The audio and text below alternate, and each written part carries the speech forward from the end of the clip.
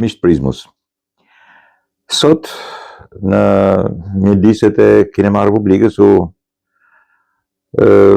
përkujtua edhe me rastin e 7 marsit një nga njerëzit më të rëndësishëm përsa i përket kujtesës arsimore në Shkodër, por dhe gjesteve të larta të një mësuesi siç është Fiqeret Hoxha.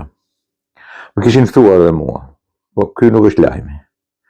Sigurisht kanë bërë mirë që më kanë ftuar, sepse në përkujtimin e tij duhen patjetër përmendur dhe librat që ka botuar ai, dhe një pjesë e këtyre librave janë realizuar në sajt bashkëpunimit të Fiqës ose Fiqeret Hoxhës, kur isha me mua sigurisht, kur isha në arkivin e Muzeut Historik të Shkodrës. Fiqen e kam pas koleg pune në pak kohë që kam punuar ke Dhet Kurriku, se shkolla Skënderbeg. E kam njohur më përpara prej gjesteve tia, që do t'i shpjegoj tani, dhe njëkohësisht kur isha mësues në mjet, sepse ai ka qenë periudhë kohe në Stajk ose në atë zonë, rreth e përqark kësaj zone. Dhe ai për një periudhë kohë gjatë, nuk e di, 9 vjet, 10 vjet ndoshta. Aq kam qëndruar edhe unë atij. Dhe normalisht Fiqeret Hoxha njihet për atë vetmohim të jashtëzakonshëm në vitin 1992, në shkurt të atij viti, kur tempist Hora hyn në klasë për dënuar një nxënës. Dhe ai sigurisht mbrojti nxënësin, një nxënës 13 vjeçar, dhe mori disa goditje, njëra prej tyre një goditje gati fatale, që i kaloi vetëm 1 centimetër larg aortës, pra thik në zemër. E bëri sepse sigurisht ishte pjesë e vetmohimit e një mësuesi të përgjegjshëm, i cili mbron nxënësit e vet. Dhe atë ditë Fiqo ka qenë i smur, këtë më ka treguar vetë, pavarësisht se u tha aty, por në shumë biseda dhe sigurisht marrëdhënie që kishin të bënin edhe me studimin e shkollave, ai mi ka sqaruar jashtëzakonisht mirë.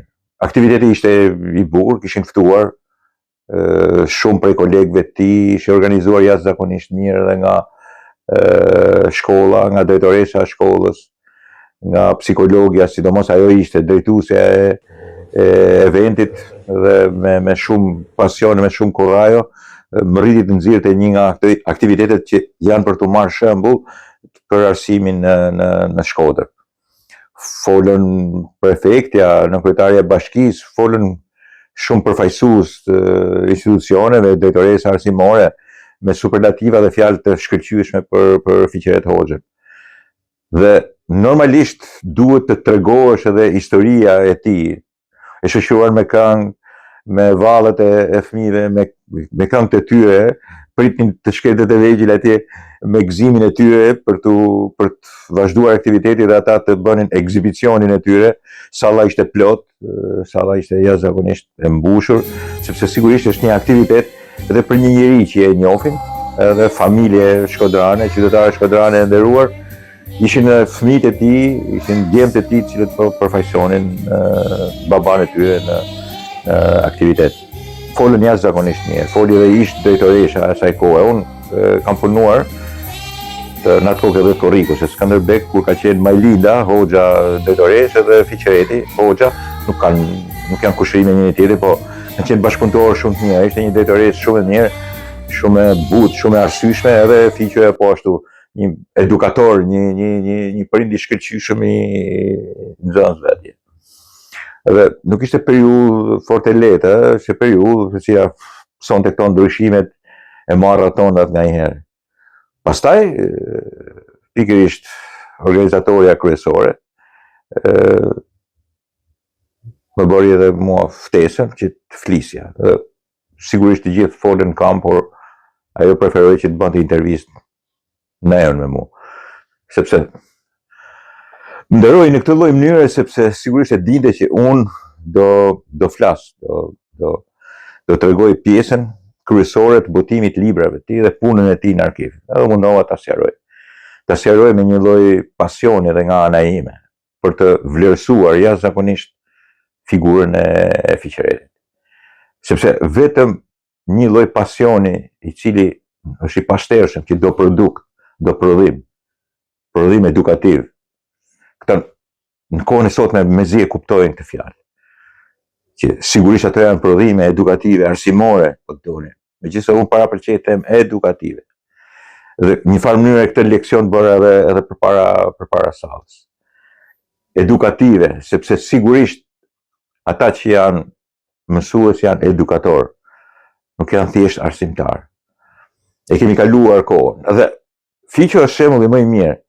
Mirë i vetmohimit, në rastin 92-shin është nderuar edhe nga presidenti i Republikës, nga Këshilli këtu, edhe nga Bashkia, edhe nga Qarku. Ka marrë dekorata të ndryshme, por dekoratat janë një diçka, edhe gjesti është diçka tjetër, ai mbetet i përhershëm.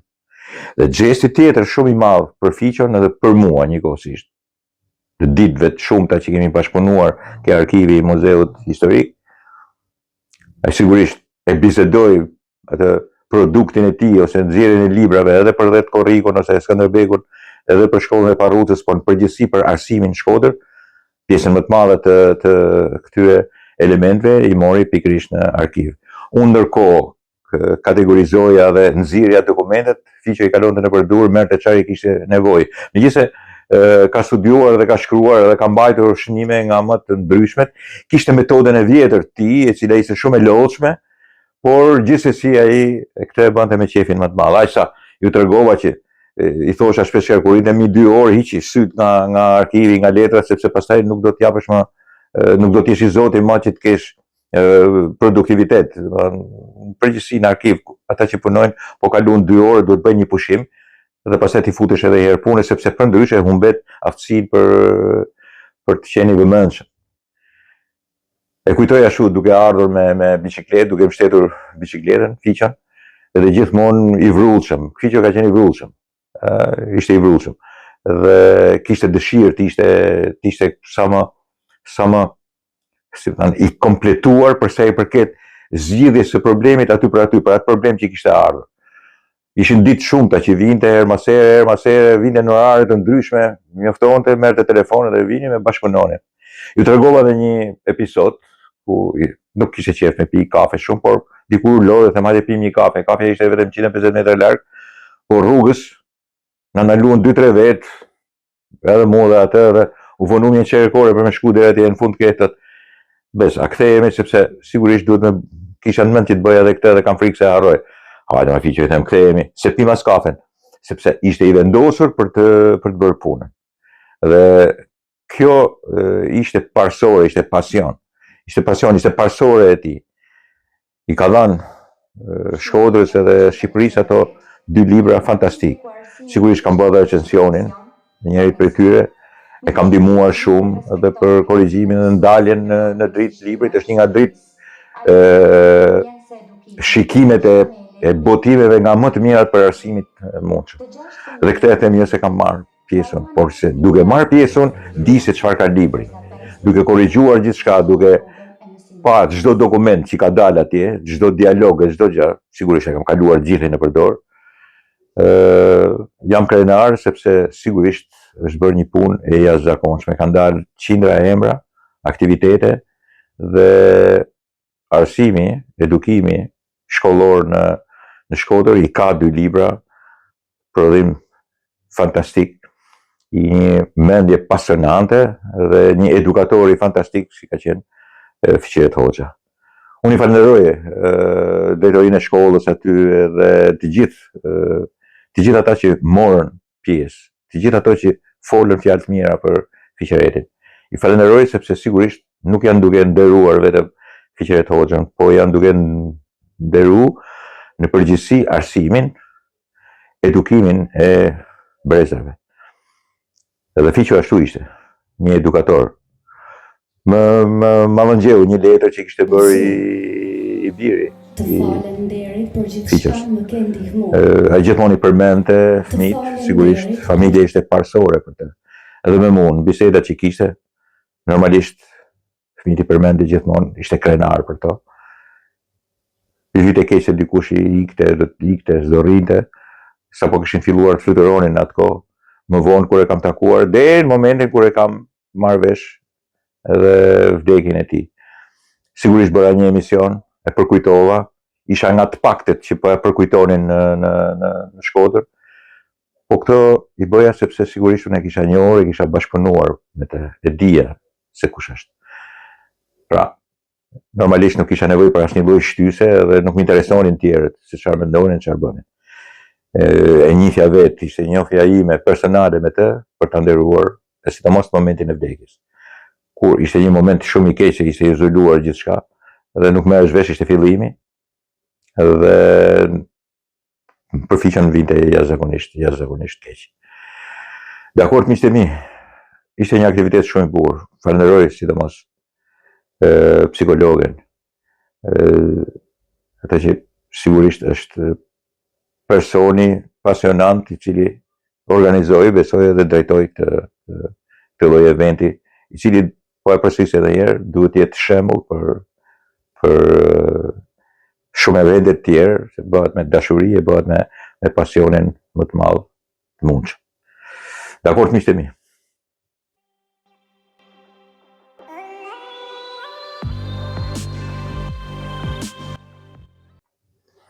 Tjetra që do flas. Tjetra që do flas është normalisht një nga marrëzitë e jashtëzakonshme që ka demokracia shqiptare. Vetëm Shqipëri bën vaki që shoqata grash, femnash, të kritikojnë edhe të demolojnë, të shantazhojnë edhe të kërkojnë tërheqje vëmendje për një femër e cila sipas tyre fyen një mashkull që i thot o yll në parlament. Pra, shoqata femnash që sigurisht janë politike, janë shoqata fantazma të ngritura nga partia berishiste e Shqipërisë, janë ato gratë që paka shumë ku shkon s'pak Sali Berisha, bërtasin ho Sali Ero, gjithë Shqipëria aty të do, edhe shoqatat e Albana Vokshit, asaj Ariana Kalas, tip kështu shoqatash, të cilat sigurisht për turpin e tyre, për marrëzinë e tyre, sulmojnë Zeqinen, pse Zeqineja i thot o bardhi, o yll, i thot yll, nuk e di çfarë fjalë tjetër i thot, ka thënë një fjalë tjetër të keqe, nuk e di, se kam dëgjuar, o yll e kam dëgjuar që i thot, o yllo. Dhe për këtë tash, këto lloj shoqatash feministe, nuk, edhe kanë harruar të marrin të kontrollojnë pak zhargonin e kryetarit tyre, ish sekretarit partisë edhe komunistit Sali Berisha, se çfarë ju thot grave, motrave të deputetëve aty dhe në përgjithësi femrave. Si shane, si përgojon në mënyrë të jashtëzakonshme. Këto farë shoqatash. Këto lloj shoqatash të një derbederi politik, të cilat për tupë, për faqe të zezë, sulmojnë një femër, një grua, një vajzë, një çat duan, quhen ju, edhe me anë të fjalëve të këqijat, o sulmohet ajo Zeqineja sot nga pjesa politike e Sali Berishës edhe Partisë Demokratike, sepse Zeqineja nuk ja zgjat shumë këtyre. Dhe tashti, këto shoqata mbrojnë një mashkull, pa një mashkull si Gazbardhi, sepse Zeqineja i thot o yll. Tash këto o janë xheloze, ose nuk e di se çfarë përfaqësojnë, ose ka mundësi ta shohim në një kënd vështrim tjetër, se këtë nuk e bëjnë as shoqatat e LGBTQ+, për njerëzit e tyre. Nuk e kam parë kaq shumë, ruhen shumë para se të bëjnë sulmin ndaj femne, ndaj një gruaje, a kupton?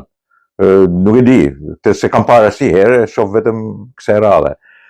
Por në bazë të tyre, sidomos atyre që gjuajnë edhe me molotov edhe bëjnë si trima me xhamat, me muret, me vilën 31, me kryeministrinë, me parlamentin, me element tillë, domethënë djegje, zjarr, i vjen zjarrin policisë, thotë gjyti policia veten, thejnë xhamat e njerëzve në rrugë, ose djegin kazanat e plerëve, quajnë revolucion paqësor, priten edhe marrëzira të tilla që të çohen shoqatat e femrave, i kërkojnë llogari dhe të denoncojnë një femër pse i thot një mashkulli, çfarë lloj mashkulli qoftë ai, o yll.